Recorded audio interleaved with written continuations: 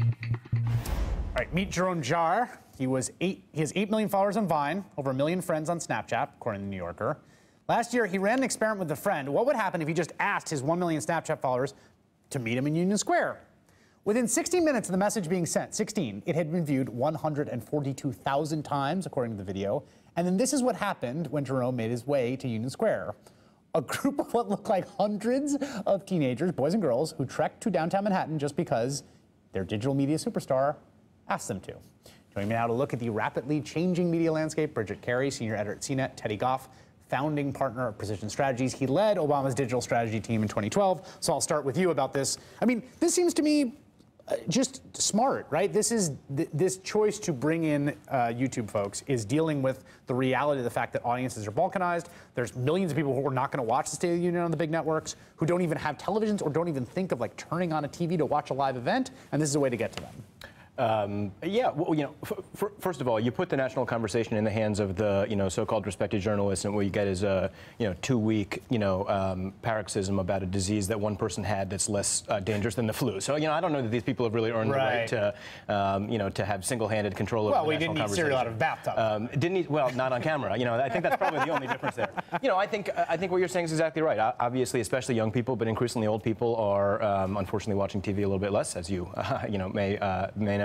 And they're watching these people, and what's more is that they're not just watching these people, they trust these people. These people, like these YouTube celebrities and these creators, have credibility, they have authenticity. Okay, that strikes me as true, right? So there's that's part of it. Part of it also is that what has been fascinating to me is I think there was this idea that there was going to be the next big thing that replaced TV, right? Or there's going to be the big social network, right? So it was going to be, first it was Friendster, and then MySpace, and Facebook, and then Facebook is going to give way to something. What it appears now is like that world too is balkanizing. The same way that television has 100 channels, there's going to be like 30 different social media platforms that people have different identities on. Yeah, it depends on what your taste is. I mean, people say, oh, are teenagers leaving Facebook? No, they're just using other networks for other things. Right, in addition to. Exactly.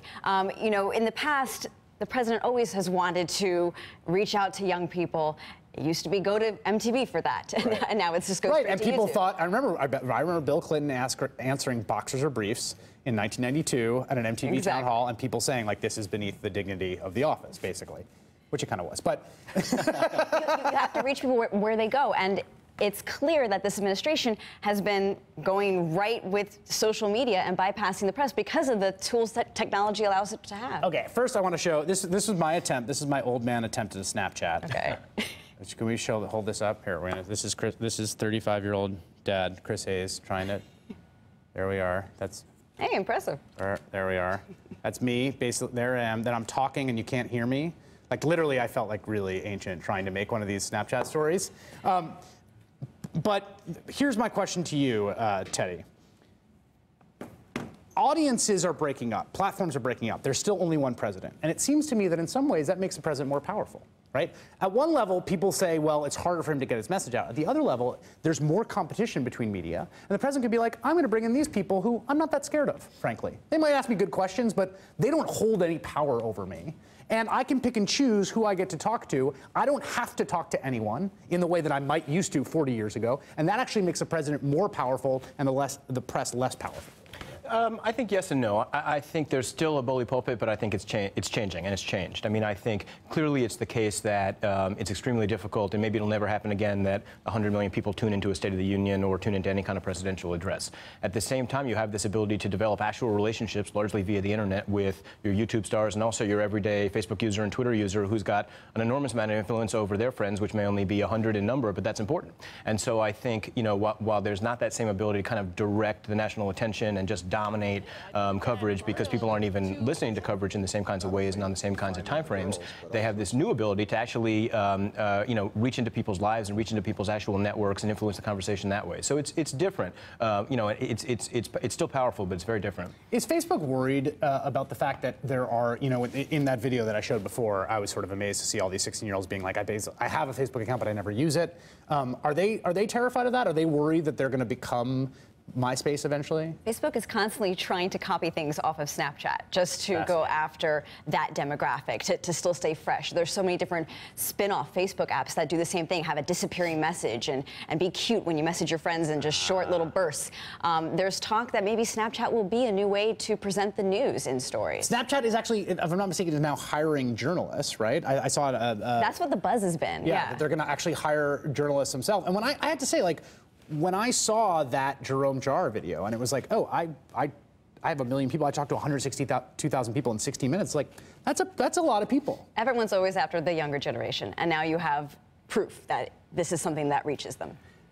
Facebook seems to me the one entity here that dominates all others, particularly from a political perspective. Ben Smith at BuzzFeed had a really interesting article where he called the next, basically next campaign, the Facebook election, right? That Facebook is going to dominate 2016 in a way that TV might have in the past. And that basically, if you could get an evil genius running the Facebook algorithm, you could sway an American election. Do you think that's true? I think Facebook, first of all, probably employs a couple of evil geniuses already. Right. You know, I think there's no way, you know, because it's so diffuse and because everybody creates content and doesn't just receive content, there's no way that it can, that any particular thing going on Facebook can change the national dialogue in a way that an ad blitz could possibly. But I totally disagree with that. Do you? How come? Here's why. Because the algorithm that determines the news feed, which is not just, oh, you just wrote something, I'm going to see it. There's a complicated algorithm, right, that says this is what you're going to see. If someone got their hands on that and just said, I want people to only see this kind of story, like, it would be massively powerful. Well, if you're talking about someone literally like breaking That's into what I mean. That's what I mean. Like an evil genius. That kind of evil genius, that could have a pretty serious influence on the outcome of the election. But I think, and to the previous question, you know, I think one thing that you're seeing Facebook do in particular is start to act almost more like a holding company, almost like a private equity company for internet startups. And I think because what they're doing is they're going out and buying the companies they fear will be, and then leaving them alone, letting them have their own brand. I mean, and what I think that reflects is, you know, even Facebook itself can't expect to control eyeballs in the same way that it could. So how can a president? How can anybody? They did that with Instagram. They tried to do it with Snapchat, and Snapchat said, no, thank you. Right, and then there's WhatsApp, which is the hot new chatting app, too. And which they did buy for a huge valuation. People were scratching their heads, and then I talked to people, friends of mine, who have friends abroad, and every single person uses it. All right, Bridget Carey, Teddy Goff, thank you both. That is all in for this evening. The Rachel Maddow Show starts